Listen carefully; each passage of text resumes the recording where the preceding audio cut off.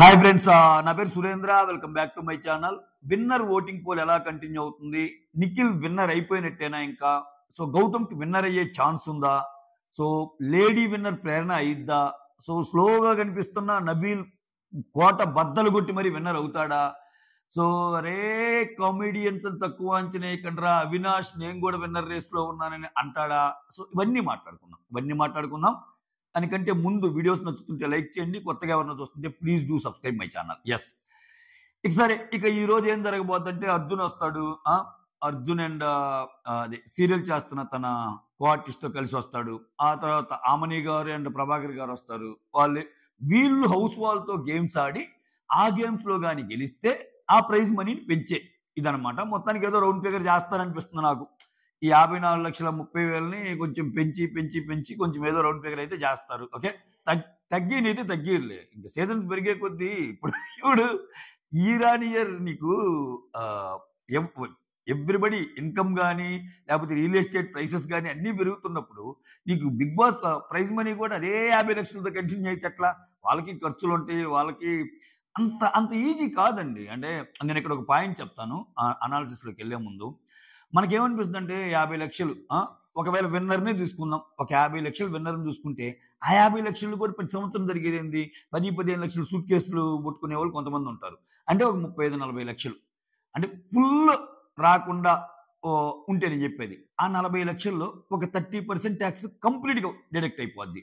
40లో 30% అంటే 12 lakhs, అంటే 28 వస్తాయి. అంటే విన్నర్ అయ్యి ఒక 40 లక్షలు వచ్చుకుని 20, ఒకవేళ ఆ సుడి బాగుండి 50 లక్షలు సంపాదించా అనుకో విన్నర్ అయ్యేవరన్నా, 50 లక్షల్లో 30% ట్యాక్స్ అని ఫ్లాట్, ఇంకా దాంట్లో మాటలు లేవు. ఎందుకంటే అది ట్రాన్స్పరెంట్ మనీ అండి. అది ఇంకేమి దాన్ని ఇదేం చేయడానికి లేదు. వాళ్ళు గెలిచి 50 లక్షలు ఇస్తున్నారంటే ఆ 50 లక్షలు 30% ట్యాక్స్ కట్టాల్సిందే. 30% పోతే 50 లక్షలు 30% పోతే 5 3 15, 50 లక్షలు 15 లక్షలు పోతే 35 లక్షలు వస్తాయి. 35 లక్షలు వచ్చినాయి కదా అన్నట్టు అనిపిస్తుంది. దానికి తోడు విన్నర్ అయిన వాళ్ళకి ఇంకోటి ఏంటంటే వాళ్ళ వీక్లీ రెమ్యూనరేషన్ ఉంటుంది. సే ఫర్ ఎగ్జాంపుల్ ఎవరి స్థాయిని బట్టి ఎవరి ఇదిని బట్టి ఒక్కోడికి 2 లక్షలు అనుకో, 2 12 24 లక్షలు, సారీ 2 15 30 లక్షలు 15 వారాలు కాబట్టి ఒక్కోడు 1.5 లక్షలు అనుకో, అట్లా ఉంటుంది. అది ఇది ఆడైతే అందాజుగా విన్నర్ అయ్యి ఇలా ఉంటే ఒక 50 లక్షలు వస్తాయి అనుకున్నాం. ఓకేనా? ఏది విన్నర్ అయిన అమౌంట్ ప్లస్ ఇది కలుపుకుంటే. సో ఇది మనకు కనిపించే అమౌంట్. కనపడని భాగోతం ఎంత ఉంటుంది తెలుసా? సో నువ్వు ఎలా అంటే అలా షర్ట్లు వేసుకుంటాను, నాకు జస్ట్ నాకు హ్యాంగర్లో ఉన్న ఒక 10 చొక్కాలు ఉన్నాయి, 5 చాలంటే అంత సీన్ లేదు. డిజైనర్ డ్రెస్సులు వేసుకోవాలా ఏళ్ళ ఖర్చులతోనే, వీకెండ్కి దగదగలాడే బట్టలు వేసుకోవాలి, నాకు సార్ ముందు ఎలా కనపడాలని. సో బట్టలకే చాలా అవుద్ది, ప్రమోషన్స్కి చాలా అవుద్ది. సో బిగ్ బాస్ సీజన్ అనేది ప్రతి ఒక్కరూ పిఆర్లు ఉండేవాళ్ళే. మ్యాక్సిమం పిఆర్ లేరని ఎవరైనా చెప్తే అబద్ధమే అది. సో ప్రతి ఒక్కరు పిఆర్ని పెట్టుకుని వచ్చేవాడే. పిఆర్కి వాళ్ళు మళ్ళా every weekly basis monthly basis వాళ్ళ టర్మ్స్ వాళ్ళకు ఉంటాయి. దాన్ని బట్టి వీళ్ళకి కొంత ఇచ్చుకుంటారనమాట. ఇన్స్టా పేజెస్ వాళ్ళకి కానీ ఇంకా వన్ సైడెడ్గా ఉంటారు కదా అట్లా. సో ఇట్లా మళ్ళీ వాళ్ళకి కొంత ఇచ్చి వీళ్ళకి కొంత ఇచ్చి వాళ్ళకి కొంత ఇస్తే వాళ్ళకి మిగిలేది తక్కువే. కానీ డబ్బు ఒకటి ప్లస్ ఫేమ్ ఒకటి ఈ రెండింటి కోసం బిగ్ బాస్కి వస్తారు. ఓన్లీ డబ్బు కోసం అనుకుంటే మాత్రం తప్పే. డబ్బు అండ్ ఫేమ్ అంటే వాళ్ళు ఈ 15 వారాలు కష్టపడి బయటకు వచ్చాక అంత ఫేమ్ వచ్చాక సింపుల్ ఇంకా ఇంత కష్టపడి వారంలో అదేదో సినిమా డైలాగ్ ఉంటుంది, ఇన్నాళ్ళు తిండి కోర్చాం, తిప్పలు కోర్చాం, బట్టలు కోర్చాం, ఇక నుంచి ఆ పరిస్థితి లేదు అని పట్టుకుంటారు. అట్లా ఛత్రపతిలో అట్లా. సో వాళ్ళు బయటకు వచ్చాక ఇన్నాళ్ళు ఏడ్చింది చాలు, ఇన్నాళ్ళు కష్టపడించాలని సింపుల్గా మంచి డ్రెస్ వేసుకొని వాళ్ళ హౌస్ నుంచి వచ్చి ఒక 4 రిబ్బన్ కటింగ్లు చేశారనుకో, 4 మూడులో 4 వస్తాయి. That's all depends on the craze అనమాట. దానికోసం అంటే చాలా షార్ట్ టర్మ్లో ఎక్కువ సంపాదించుకోవచ్చు బిగ్ బాస్ అంటే తెలివిగా బిహేవ్ చేస్తే. కొంతమంది తెలివిగా బిహేవ్ చేయలేరు. సో వాళ్ళు ఏదేదో అనుకుంటారు, నాకున్న క్రేజ్ని నేను ఒక నేషనల్ హీరో అయిపోయి, ఇంటర్నేషనల్ హీరో అయిపోయి, ఇంకా హీరోలు అయిపోయి అన్నట్టు చేస్తారు. బట్ అది అవ్వదు. బిగ్ బాస్ సీజన్ అనేది చాలా డైనమిక్. బిగ్ బాస్లో వచ్చిన ఫేమ్ అనేది కరెక్ట్గా యూటిలైజ్ చేసుకున్నోడే కింగ్. ఓకేనా? చాలా మంది ఆ విషయంలో తెలియక వాళ్ళకి ఏది కరెక్ట్ తెలియక సతమతం అయిపోతుంటారు. ఓకే, ఎంతమందిని చూసాం మనం. సో వాళ్ళకి ఏం పెద్ద అవకాశాలు రాలా. కొంతమంది చాలా పాత్రని కరెక్ట్గా చూజ్ చేసుకుని వెళ్ళి చాలా మంది సంపాదించే వాళ్ళు కూడా ఉన్నారు. So that's all depends on the person how they are thinking అనేది. Okay, right. సో ఇటువంటి సిచ్యువేషన్లో ఎవరు గెలుస్తారు ఏంటి అనేది ఒక ఉత్సుకతని రేపే విషయం. కొంచెం సైడ్ దారి పట్టింది, ఐఎమ్ వెరీ సారీ. దీంట్లోకి వచ్చేద్దాం ఇంకా. ఇప్పుడు విన్నర్. సో ఆబ్వియస్లీ నిఖిల్ ఉన్నాడండి. టైటిల్ రేసులో ప్రథమ స్థానంలో నిఖిల్ ఉన్నాడు ఓటింగ్ పరంగా, అది అన్డినయబుల్. సో అదే జరుగుద్దా? సో నిఖిల్ విన్నర్ అయిపోయినట్టేనా అంటే కాదంట నేను. ఇంకా ఛాన్స్ ఉంది. గౌతమ్ కూడా విన్నర్ కోసం పోటీ పడతాను. ఎందుకో చెప్తా చూడండి. నిఖిల్ వచ్చినప్పటి నుంచి రకరకాల డామినేట్ చేసి ఉండొచ్చు నిఖిల్ని. ఇక్కడ చూడండి, గౌతమ్ ఎంత బాగా పోటీ ఇచ్చాడని చెప్పడానికి నేను ఎగ్జాంపుల్ చెప్తాను. నిఖిల్ అనే పర్సన్ స్టార్టింగ్ నుంచి చాలా బాగా పోటీ ఇచ్చి ఉండొచ్చు ఓటింగ్లో. ఒక్కోసారి నిఖిల్కి విష్ణుప్రియ వచ్చేది, ఒక్కోసారి నిఖిల్కి నబీల్ వచ్చేది, ఒక్కోసారి నిఖిల్కి ఇంకొకరు వచ్చేవాళ్ళు ఓటింగ్లో.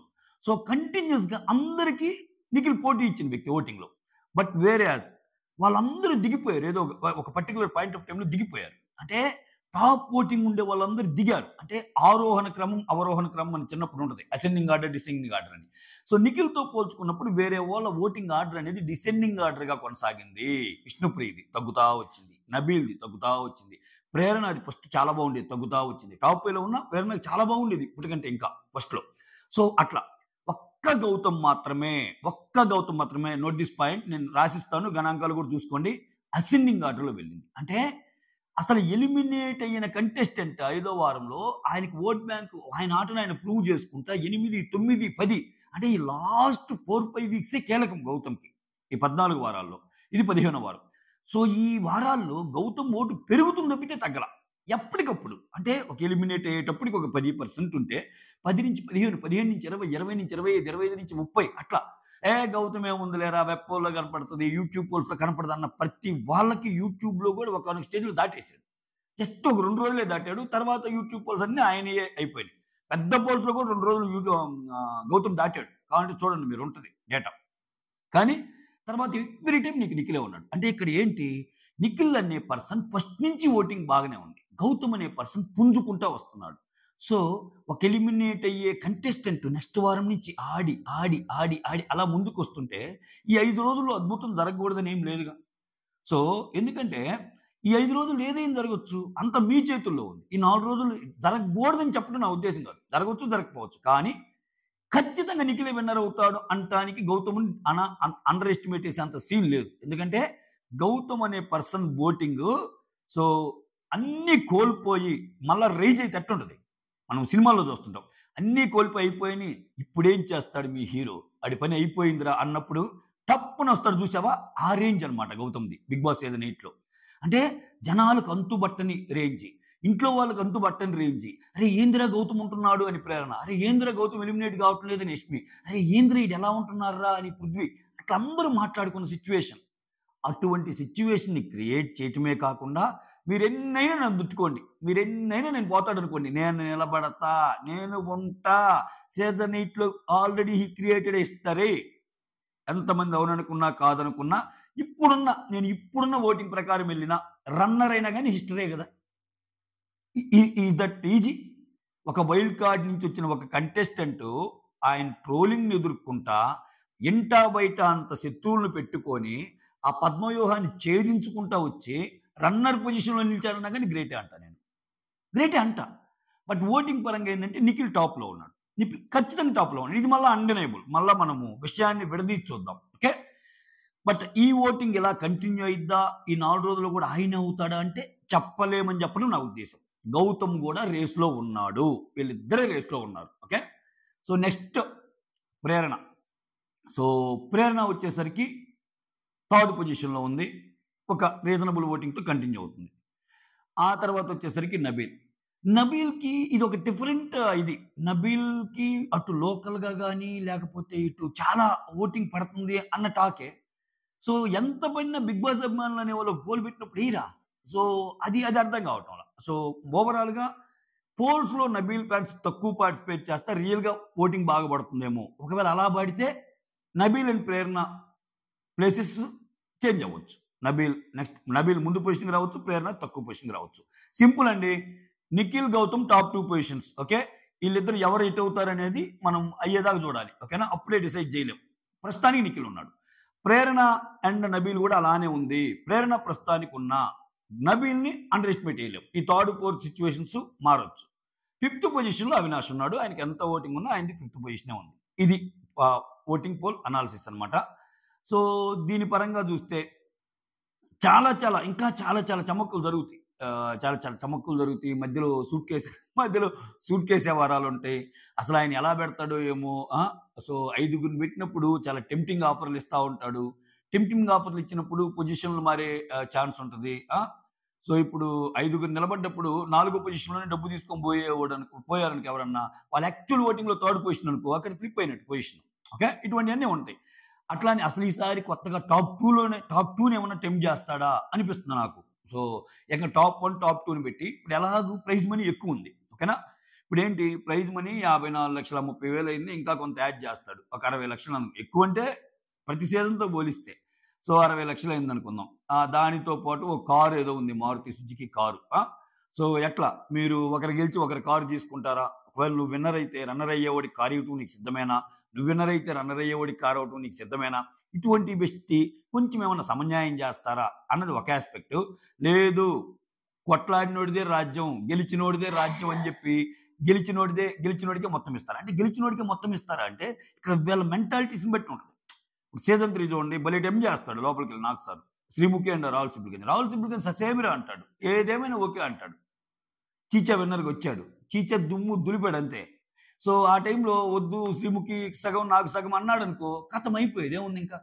సో అట్లా కొంతమంది ఉంటారు, కొంతమంది ఉండరు. ఇప్పుడు శ్రీహాన్ ఉన్నాడబ్బా!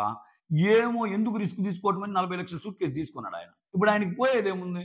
ఇప్పుడు ఆయన ఆ సీజన్‌లో ఆల్మోస్ట్ ప్రజల పరంగా ఆయనే విన్నర్ అన్నట్టు అన్నారు. సూట్ కేసు వచ్చింది. సో అట్లుంటాయి కొన్ని కొన్ని. యూ నెవర్ నో ఏం జరిగిద్దనేది. సో మొత్తానికైతే మాత్రం ఏదైనా జరగొచ్చు. సో ఇంకా అవకాశాలున్నాయి. ఓకే. లాస్ట్ బంతి ఆడేదాకా మాత్రం మీ పట్టు విడవద్దు. ఓకేనా? మీ ఫేవరెట్ కంటెస్టెంట్స్‌కి ఓటేసుకోండి. బయట జరిగే విషయాన్ని మర్చిపోండి. ఇంకుంది 5 రోజులండి, 4 రోజులు గట్టిగా. బయట ఏయో జరుగుతాయి. ఇప్పుడు నువ్వు స్ట్రాంగ్ అయితే, నువ్వు మెంటల్లీ స్ట్రాంగ్ అయితే బయటోళ్ళ గురించి ఎప్పుడు అనుకుంటారంటే నువ్వు మెంటల్లీ స్ట్రాంగ్ కాకపోతే. ఎందుకు ఎవడు నిన్ను ఇన్‌ఫ్లుయెన్స్ చేయాలా? నీకంటూ ఒక ఐడియా ఉండదా? నువ్వేమన్నా చిన్న పిల్లాడివా? కాదుగా. ఎవడు నేనొకటి చెప్తానబ్బా! ఇంకోటి చెప్తాడు. ఇంకోటి చెప్తాడు. ఫైనల్‌గా ఓటేసేది నువ్వేగా.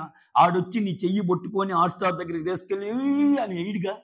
నువ్వేగా ఏసేది. అంటే నువ్వు ఇన్‌ఫ్లుయెన్స్ అయ్యి ఏస్తుంటే నువ్వు ఇన్‌ఫ్లుయెన్స్ అయినట్టు. నువ్వెందుకు అవ్వాలి? నీకంటూ ఒక స్టాండర్డ్ ఉంటదిగా. నువ్వంటూ గేమ్ చూసావు ఇన్నాళ్ళు. నీకంటూ ఒక లైకింగ్ పర్సన్ ఉంటారుగా. ఆళ్ళకేసుకొని ఏసుకో. సో ఈ బయట జరిగే యాక్టివిటీస్ అన్నిటిని మీరు బుల్‌షిట్ యాక్టివిటీస్ అయన్నీ అయి పక్కన పెట్టేసేయండి. ఎవడికి వాడు కొట్టుకుంటానే ఉంటాడు. ఎవడి డప్పు వాడు కొట్టుకుంటానే ఉంటాడు అన్నట్టు ఉంటది. సో అదనమాట. That's all. Thank you so much. Signing off. Me Surendra.